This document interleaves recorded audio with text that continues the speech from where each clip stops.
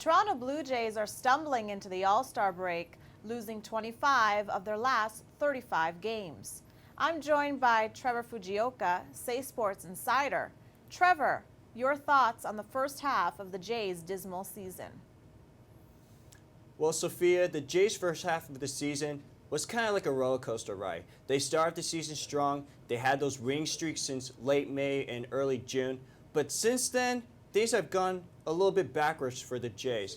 They were struggling to score runs. They aren't hitting against left-handed pitching. And the worst of all, they have lost 3 of the key players due to injury, as Adam Lin, Edwin Encarnacion, and Brett Laurie are currently on the 15-day disabled list. But the good news is they're only 3 games back behind the Baltimore Orioles, who are leading the American League East Division, and they're only a half a games back for that second wildcard spot. So right now, it's really too early to really indicate to see who are the heavy favorites for the AL East.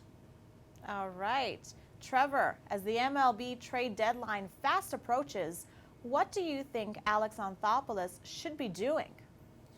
That's a good question, Sophia. And right now, Alex Anthopoulos are having some dialogue with many teams.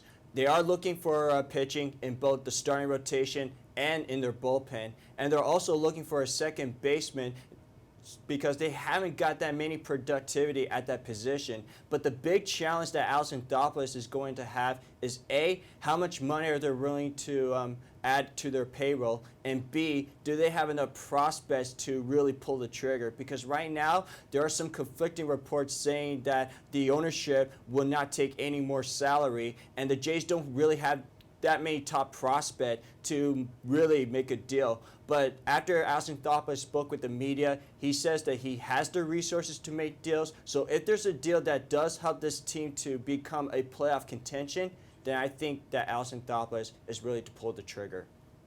All right. Well, the Jays are the only team in the AL East not to make the playoffs since 1993, the same year they won the World Series. Trevor, what are the chances that the Jays could make the postseason this year? Another good question. And right now, the good news is that Edwin Encarnacion, Adam Lin, and Brett Laurie could all be back by at least early August. So that could help the Jays offense to really bounce back.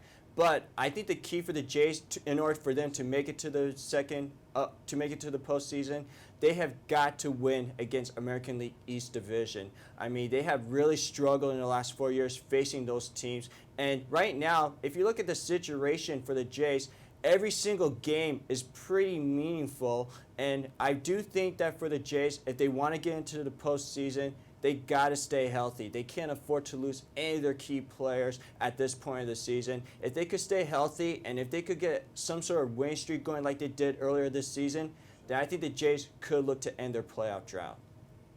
Thank you, Trevor. We'll have more Blue Jays talk after the break.